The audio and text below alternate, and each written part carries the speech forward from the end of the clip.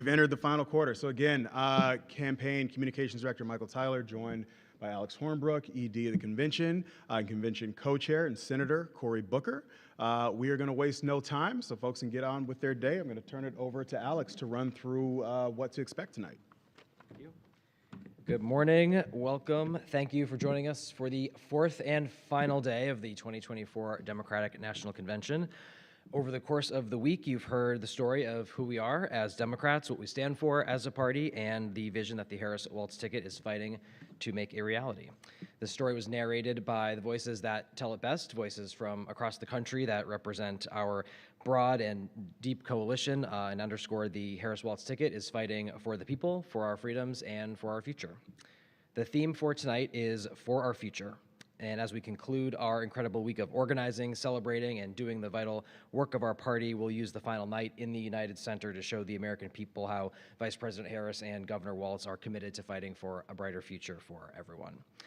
Tonight, we're going to hear from Vice President Harris as she tells her story directly to the country, and we'll hear from leaders across the party, including the Honorable Deb Haaland and Marcia Fudge, Senators Padilla, Casey, Brown, Baldwin, not Brown, Warren, and Kelly, Governor Healy, Gretchen Whitmer, and Roy Cooper, and Representatives Clark, Kinzinger, McBath, Neguse, Frost, Slotkin, Allred, and Gallego, the Tennessee Three, Gabby Giffords, gun violence survivors, and gun safety advocates.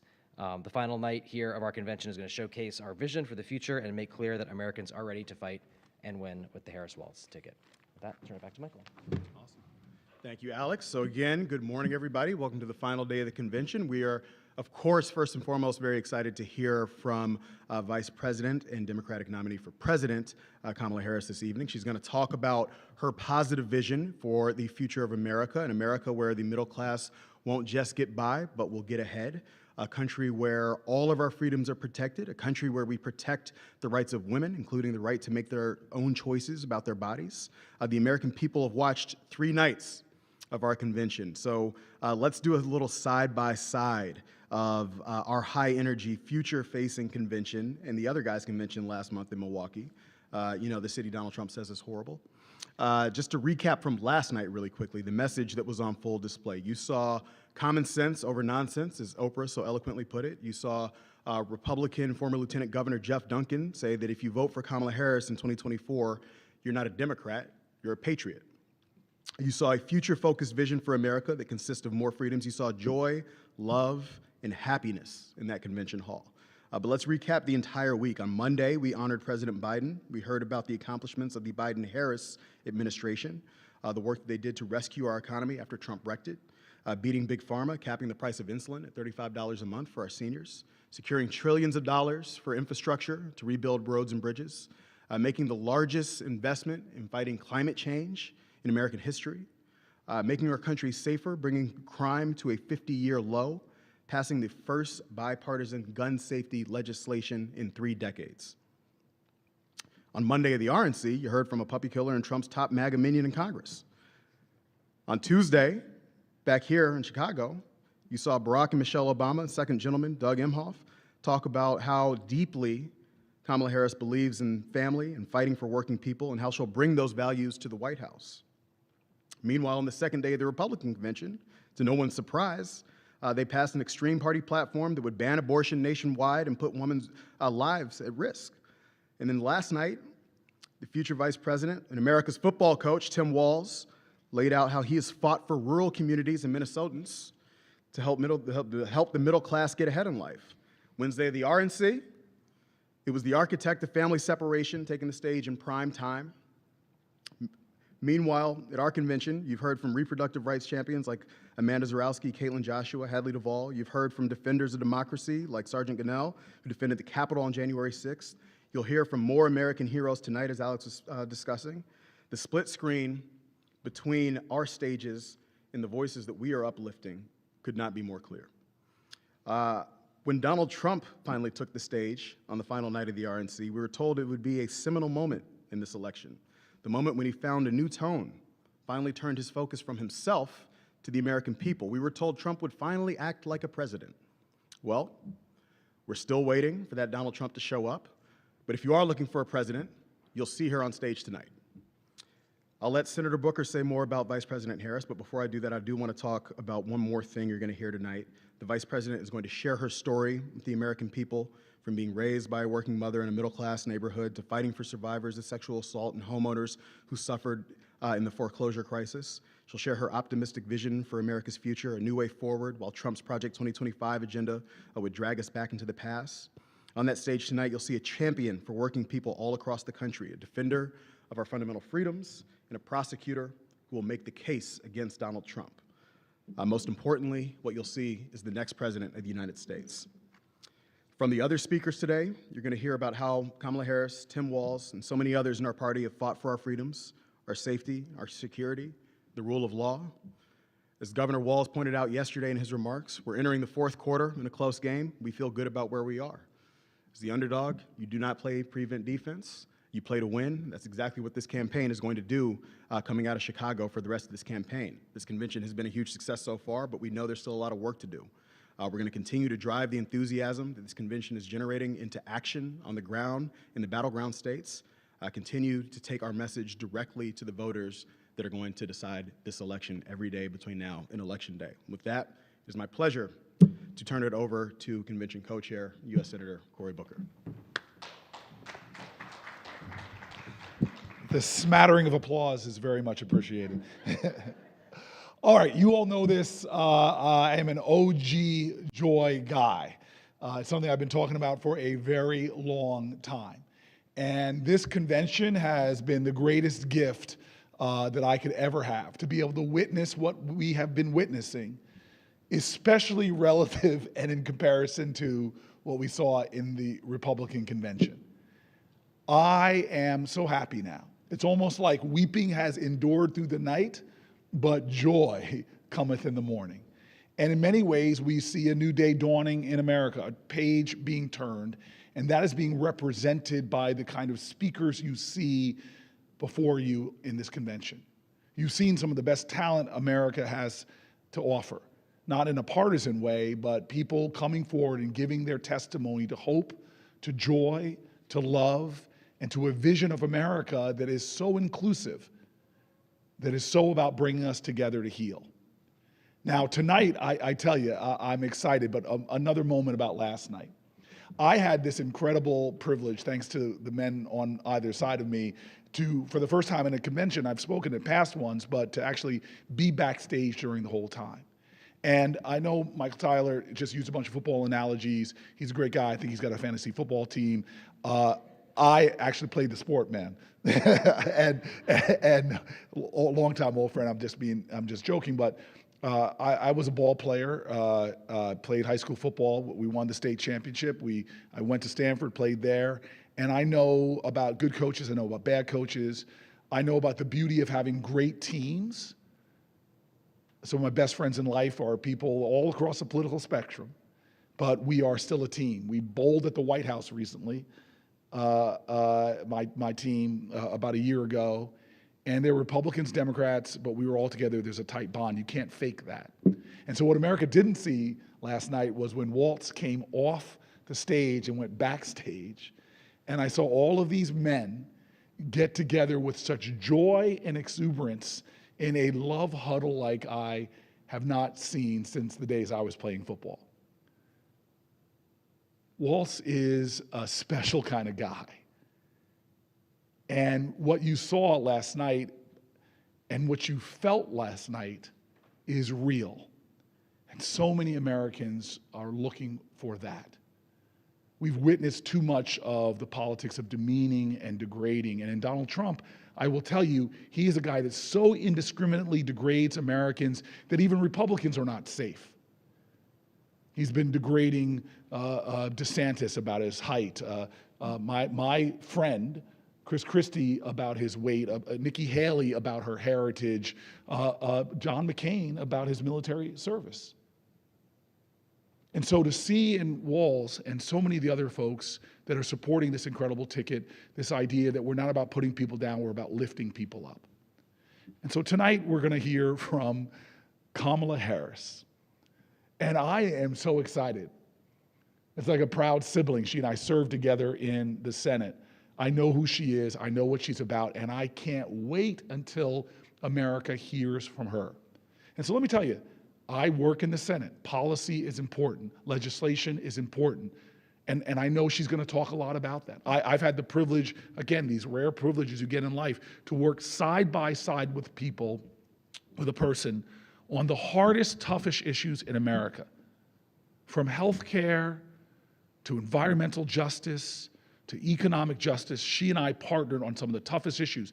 And the privilege I got was to see somebody who worked with me on the legislation as a senator and then got to watch her as a part of a leadership team actually get that legislation into law on so many issues that she and I worked at. And it's not necessarily the kind of issues that always the press wants to report on, but the economic instability of farmers. She and I were talking about everything from the overt history of injustice towards black farmers, but also just struggling farmers. We literally, thanks to Biden-Harris, just got billions of dollars out the door to help economically disadvantaged farmers. Environmental injustice. She and I went to work on those issues in the Senate. And then when she became vice president, she became, in the White House, the environmental justice champion. And she showed up in Newark, because two of us were so happy about it, to announce that every lead service pipe in our city was out of the ground. On issue after issue, maternal mortality rates in America are horrific. We have one of the worst nations on maternal mortality. She and I went to work on those issues in the Senate. And thanks to Joe Biden, we now have an expansion of Medicaid coverage, more people with health insurance than ever before. And so the policy matters. Everybody should understand that the vision she has for this country in terms of the actual things that she wants to do are important. I hope we talk about that. But I want to end by saying to you that something that to me that is as important, if not in many ways fuels the policy. The leaders that she and I revere from the civil rights movement knew that, yes, we're working towards voting rights or civil rights, but there's something about the spirit of the country that has to heal first. To make the legislation possible, you've really got to tap in to the heart, to the soul, to the spirit of the country. And she knows how you win. Not Donald Trump's way. She knows that when Martin Luther King went down to Selma, he didn't beat Bull Connor in Birmingham because he brought bigger dogs or bigger fire hoses, because he hated more. No, they won in Birmingham because they inspired the moral imagination of a nation. They called to the conscience of our country. And so I love what Maya Angelou says. And when you're listening to, I think, one of the greatest speeches we're going to hear in this election season tonight, I want you all to remember what Maya Angelou says, that people often forget what you say, but they're never going to forget how you make them feel. I know how Walt made me feel last night. And what I'm excited about today is to see my colleague, my friend, my sister in the Senate share her heart with America, to appeal to the better angels of our nation, to have a tradition in our presidency that Donald Trump betrayed. He never said malice towards none and charity towards all. There is a tradition in our great presidents that tell us we're not going to be about fear and smear. We have nothing to fear but fear itself.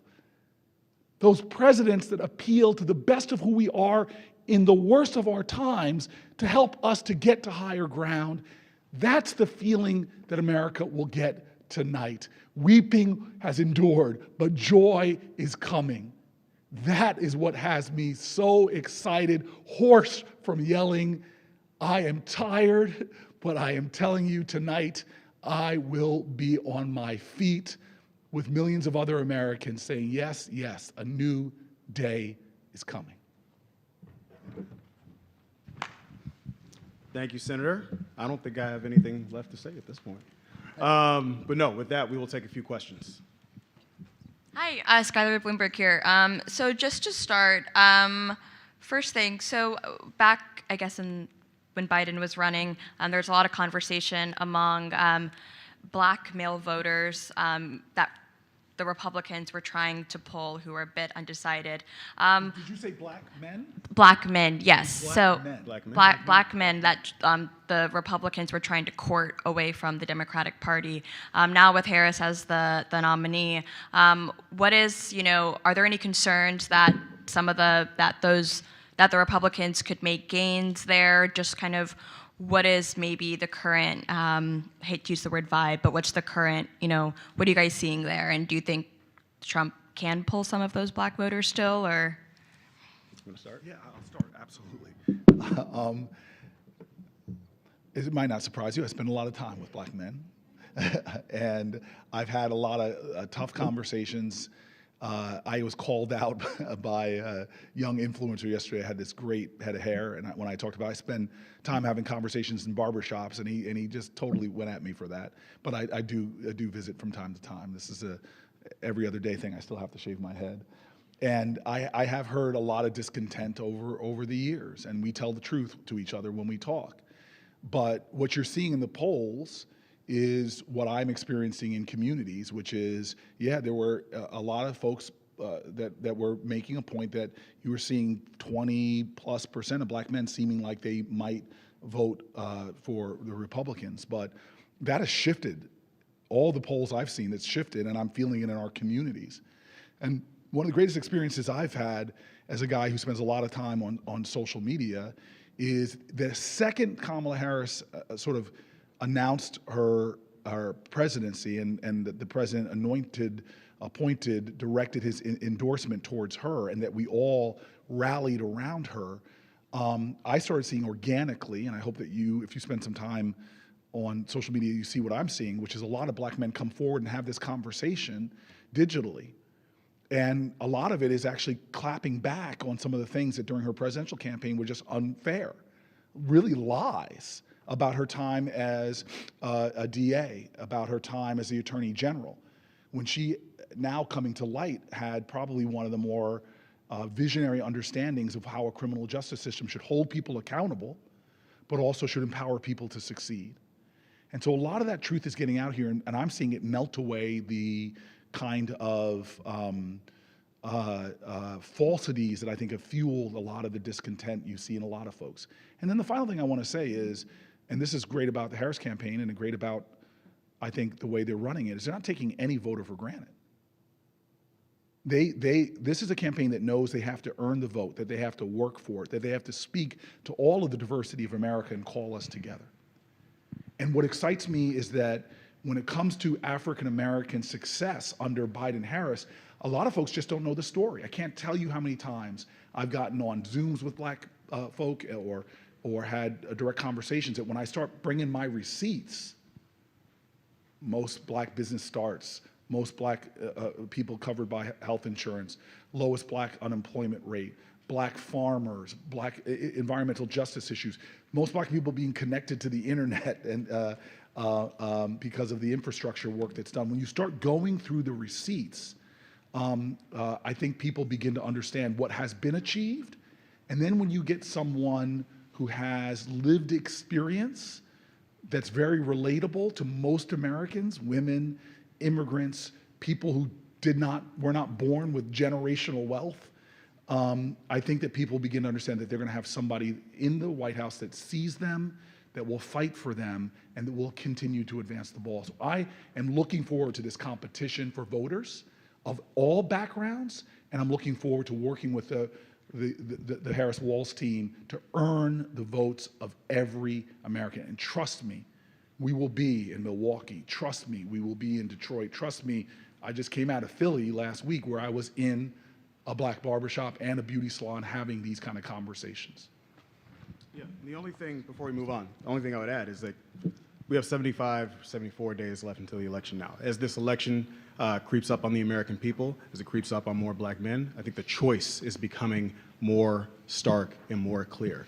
In Donald Trump, what black men are seeing, is somebody who stepped into public life, falsely accusing the Central Park Five, never apologizing for it after he already knew them to be the exonerated five. This is a person who stepped into political life by taking birtherism and having it go mainstream. This is somebody who, when he was president, it's not just the record of racist invective, it is the disastrous economic record by the end of his presidency. The things that had gone up for black folks in America were the unemployment rate and the uninsured rate after he fumbled the bag on the COVID response. And this is somebody who every single day out on the stump right now is leading not with policy solutions to improve the lives of black men in this country, but is leading with more invective, was leading with more hate, more chaos, more division.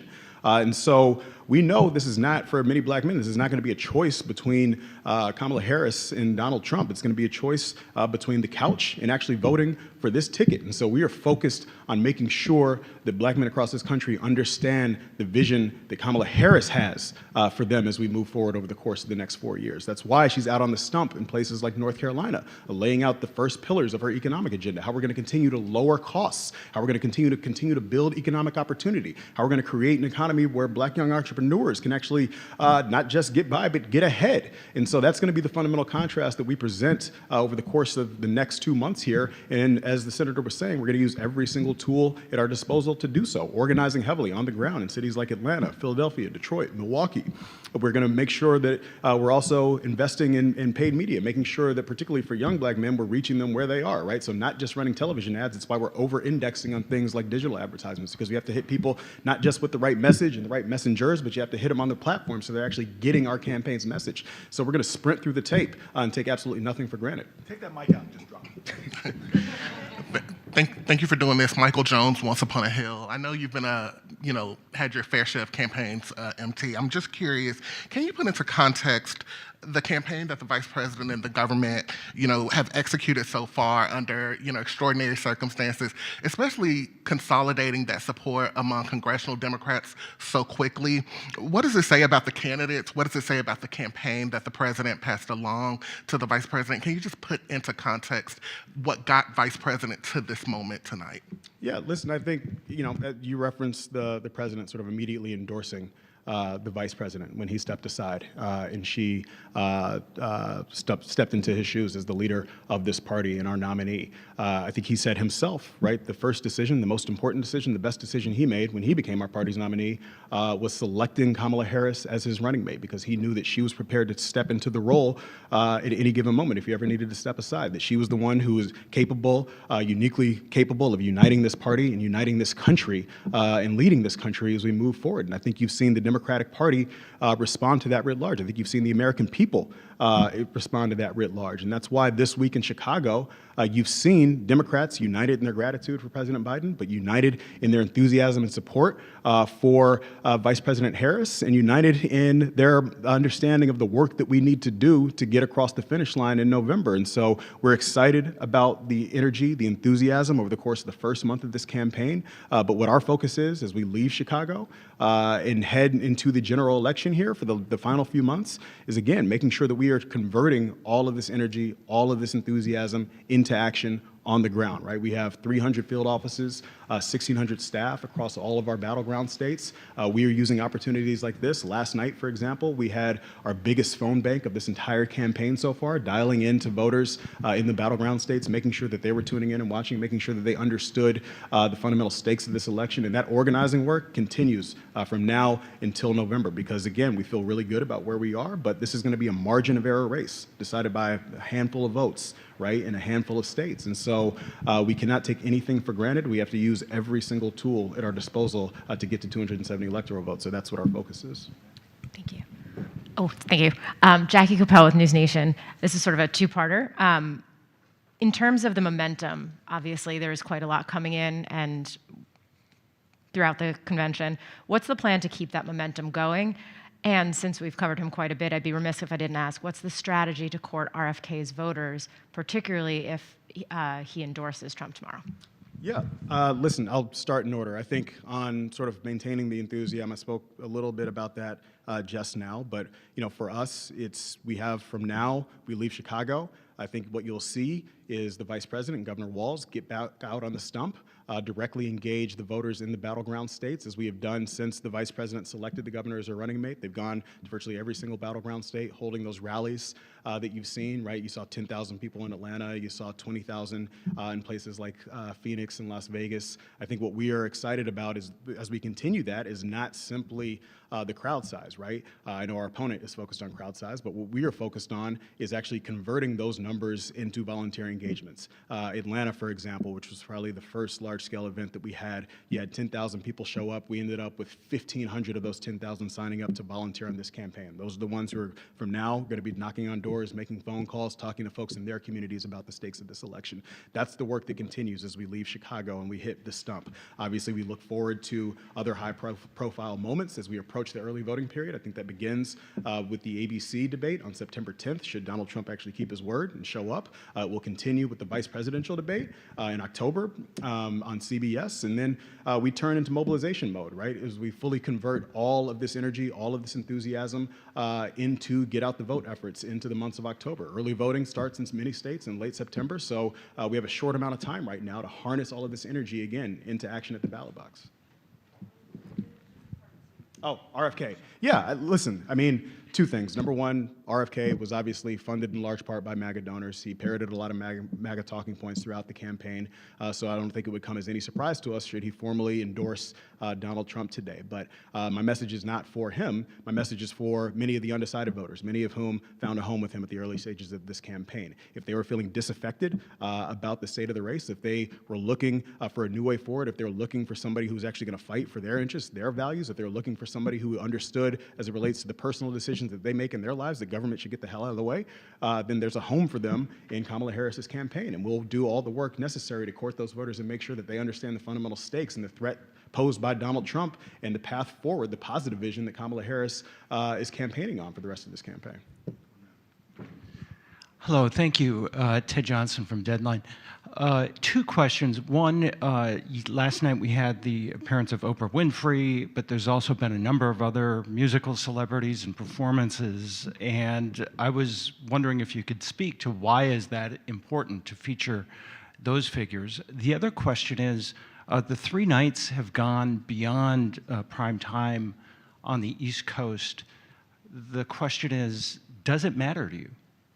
Alex, you want to take this and I'm happy to follow up? Yes, on your first question, I think we have seen every single night a real wide variety of speakers and presenters that represent, again, the very broad and diverse coalition that is coalescing around our candidates. We obviously are living in a time of very fractured media environment. We have, people, particularly people who are not, super engaged in politics day to day, who get their news, their information from a whole wide variety of sources. And so having some of the folks that you mentioned from the entertainment industry and others, we have a lot of people who want to come and support Kamala Harris and Tim Walz, and those are, folks who help us to reach segments of Americans who may not be, watching TV news or other sources. So we really appreciate everyone from your average citizens, your elected officials, folks in the entertainment and other industries who are coming here, lending their voices, lending their credibility to, support Kamala Harris and Tim Walz. And the second one was, sorry, what? Well, we're a party who has a lot to say, and with a lot of people who, again, are really excited to be here and to support and to talk about why they're supporting Kamala Harris and Tim Walz and all of the accomplishments of the Biden-Harris administration. And so, that exuberance has led us, a little bit over time, a few nights, but we've been, making the requisite adjustments and making sure that we get to, the folks that, the voters and the delegates really, want to see and hear from. Final point on that, too, before you get started, I'm sorry. But, I think the ratings have spoken for themselves, too, relative to the Republican National Convention last month. I think we've outpaced them every night so far this convention. So folks absolutely are tuning in. And as Alex was saying, we're also understanding the nature of the American electorate in 2024, right? This is not simply a made-for-TV event as we move forward. It is increasingly making sure that we're reaching voters across all platforms. That's why, for the first time, we're proud of the fact that in addition to all of the credentialed legacy media that we have here in the room and at the convention hall tonight, we've got over 200 content creators who are credentialed for this convention as well. We're able to roam the halls, we're able to go around the convention, share their stories, share some of this entertainment and content that they see as well, and share it with their viewers on their platform. So we have to make sure that we are continuing to engage all of our target voters and the ways that they're actually consuming their media. And so for many of them, that is still sitting in front of a television screen at home on their couch. But increasingly, for the voters who we need to reach to actually win this election, it's on the phone, it's on the tablet, it's everywhere else that they're moving across this country. And so we're running a convention and a campaign that's actually tailored to meet the voters that we need to get to 270 electoral votes. Thank you. Fritz, ABC. There's been a lot of talk about unity this week, so why won't y'all allow a Palestinian speaker to address the convention? And by simply saying that Trump would be worse for Arab Americans, is that not the campaign taking their votes for granted? No, we're absolutely not taking their votes for granted. I think as it relates to uncommitted delegates at this convention, we're proud and glad that they are here. We've worked to engage them throughout the convention. We're proud of the fact that we held panel conversations with members of the uncommitted movement. We're proud that the Vice President herself engaged with leadership in the uncommitted movement in Michigan a couple of weeks ago. That's why the campaign has continued to engage with leadership of the uncommitted movement throughout this convention. And I think what they will see, what folks who continue to demonstrate and protest will see, is a vice president. What has already been clear and what they'll continue to see for the rest of this campaign is a vice president who is committed to ending the violence, ending the conflict, making sure that we resolve this conflict with a permanent ceasefire that allows Israel to fully secure itself, that fully continues and make sure that we have full humanitarian aid, but also make sure that Gazans are able to peacefully live and prosper in Gaza. That's what she's going to relentlessly fight for as President of the United States, and it does stand in stark contrast to our opponent, whose only North Star is what benefits him, does not care about national security, does not care about global security, is only interested in his own personal self-interest. And so when you're looking for somebody who's going to serve as commander-in-chief, when you're looking at temperament, judgment, ability to handle complex global situations, there's only one candidate in this race who fits the bill, and that's the vice president. All right. With that, I think we will wrap. But thank you all. All right.